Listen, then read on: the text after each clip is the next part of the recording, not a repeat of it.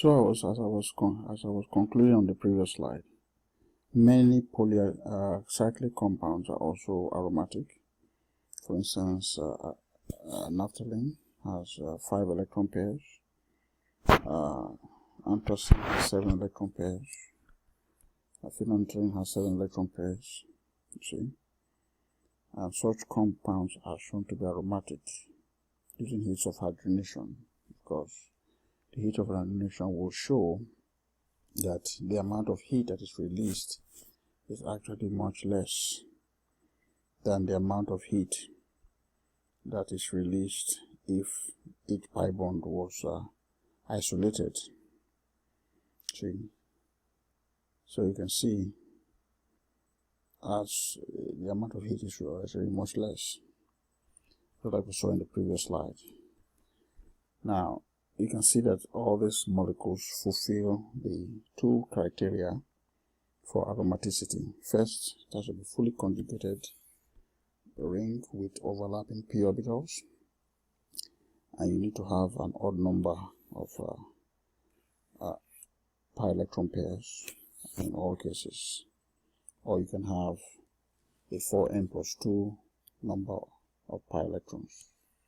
In this case, you can see 4n+2 can either be 10, 14, or 17. Now let's look at reactions at benzylic positions. At benzylic positions, of course, by now if you know what a benzylic position is, this is a benzylic position. Okay. And recall that aromatic rings and alkyl groups are not easily oxidized. So if you try to oxidize, say, benzene, you will get no reaction. Also if you try to oxidize an alkane, you get no reaction. However, when you have a benzylic hydrogen, see, you have benzylic hydrogens, the side chain can be oxidized in the presence of sodium dichromate in sulfuric acid, which is a strong oxidizing agent, which we know as the Jones reagent. Okay, to get the carboxylic acid. The criteria for this to happen, the benzylic position needs to have at least 1 proton. So you need to have at least 1 benzylic hydrogen attached to undergo the oxidation. In this case, no reaction occurs here, because no benzylic hydrogen,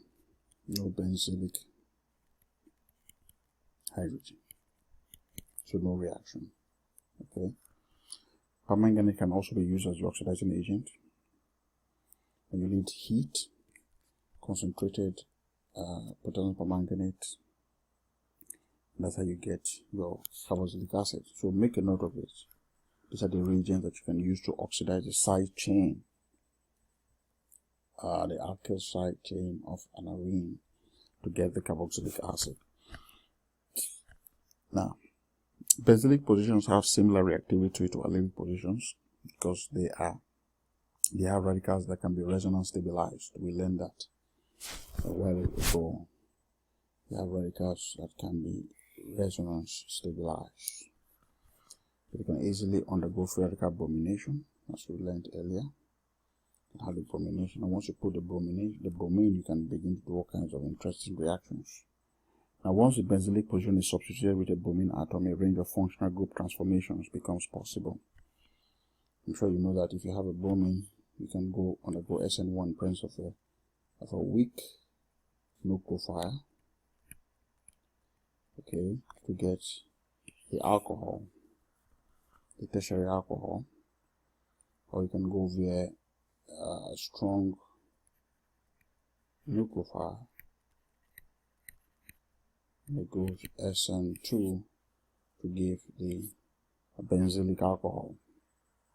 Okay, now reactions at the benzylic positions. Now, once the bromine is substituted, you can do all kinds of, or if you can, in the presence of a strong base, you can go E2 and you get the alkene, right? In the presence of a weak base, right? We get very, very weak base, we get the alkene as well. but it goes via a different mechanism. It goes via an E1, where the O2, the OH is first converted into a good living group. So this is just a quick flow chart of the kinds of reactions that occur at benzylic position. You can have the radical bromination, and then you can write the SN1 or SN2 to the benzylic alcohol, right? Or you can have the oxidation of the side chain to the carboxylic acid, right? Or you can have the oxidation of the side chain to the carboxylic acid, and from here you can get to the bromo compound. You can dehydrate and dehydrobrominate, and you get the alkene. So these are a wide variety of reactions that you will carry out once you are able to put a benzylic handle. And this is just a quick reaction scheme which has been done for you to see the beauty of the oxidation of the side chain. You can oxidize the side chain in the presence of a strong oxidizing agent to get the dicarboxylic acid. Notice that the other fragment has been torn off, right? Or you can brominate this and you get the bromines here, and then you can do an elimination in terms of a strong base E2. You get this kind of system, or you can just simply oxidize the side chains and you get the carboxylic acid. So there's a wide array of things that could be done. Now, reduction of aromatic moieties. Of course, we don't expect aromatic rings like benzene to be easily reduced to cyclohexane. It's not going to be very easy. It's not going to be very easy. It's going to require high temperature and high heat. No, high temperature and high pressure. So you're going to have an increase in temperature and pressure. See, the reaction is enthalpy controlled, right? Because you can see that delta S here is going to be negative. So delta is negative. So the way the reaction is going to occur is if it's exothermic. So it's going to be enthalpy controlled. It's going to be controlled by enthalpy. We know that the process is exothermic because you are forming sigma bonds. You see, and destroying pi bonds. Okay. Now, why are forceful conditions required? Because benzene resists the loss of aromaticity. Remember, benzene is very, very stable, so it's not going to be easily hydrogenated because of the significant stability that aromaticity imparts onto the molecule. It's not going to be easily hydrogenated. Now, reduction of aromatic moiety, the vinyl side groups can be selectively reduced as well, right, under mild conditions. And again, the reaction is exothermic. Delta H is just slightly less than expected, which is due to the fact that there's conjugation, and that conjugation kind of reduces the heat of hydrogenation that is released, because the molecule is actually more stable than expected. Now, let's talk about reduction of aromatic moieties. Right, in the presence of sodium metal, you can have a single electron transfer, right, to give this radical anion, just like we saw in the dissolving metal reduction.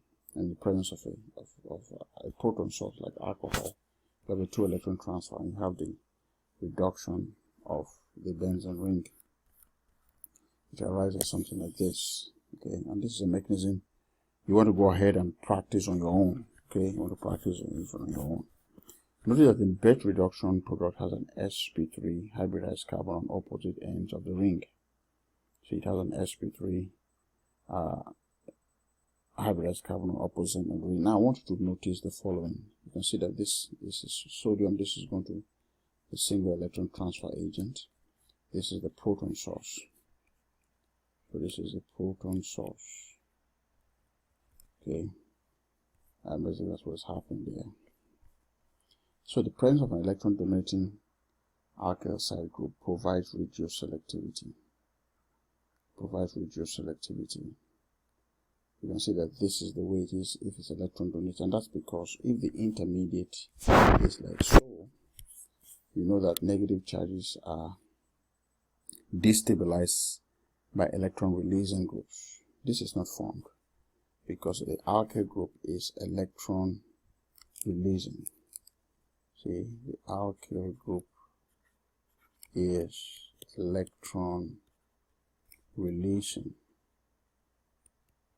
See, the alkyl group is electron releasing, and so it is not observed. You see, it's not observed. The reaction is not observed. This is not, the intermediate is not observed.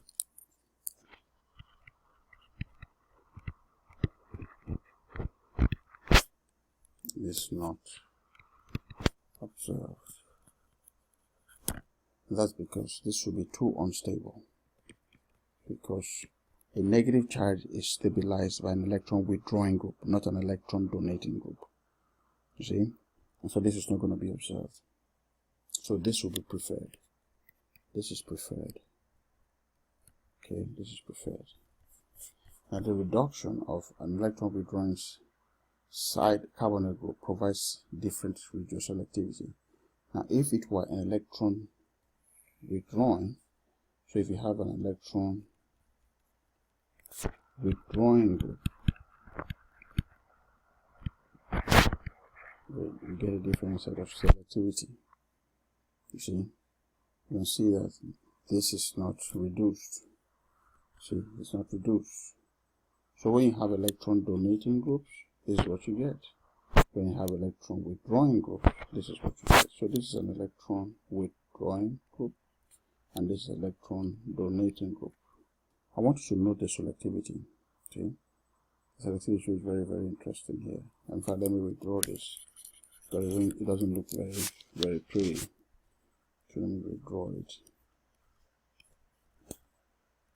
You see, so you have this as like this. You see, so you have this kind of arrangement where it's not. This is an electron donating group. You see, electron. I want you to note the regioselectivity. Electron donating group, and this is electron withdrawing group. So I want you to know the selectivity. Okay. That's something that you want to look at now. Spectroscopy of aromatic compounds. Don't forget, this is something that you need to remember. The infrared, you expect to see a stretch. One or more signals slightly above 3000. It could generally be weak or medium. That tells you an aromatic. And then you can also have overtones between 1700 and 2000, a group of very weak signals. And then between 1450 and 1650, you have three signals: 1450, 1500, and 1600, and those are characteristic of the C double bond C stretch of the aromatic ring. And then you also have between 1000 and 1275, you have the CH bend in plane, several signals there. It's not that one, it's not diagnostic, but very importantly is between 690 and 900. That's where you have the CH bending one or two strong signals. And this is very good because it helps you to know the pattern of substitution. We looked at this in lab when we were looking at infrared spectrum. So again, this is just a quick summary. At about slightly over 3000, we have a CH stretch, you see, and then right around, then we also have a combination of overtones between 2000 and 1700, and then we also have the C. This way you have the C double bond C stretch vibrations, and then between 900 and 690, this way you have the CH bend, see, which is characteristic of the pattern of benzene rings. It tells you the degree of substitution, indicates substitution patterns of benzene rings. This is something very important that you don't want to forget. In the next slide, we're going to talk about NMR, where the chemical shifts generally show up. We know they show up between 7 and 8.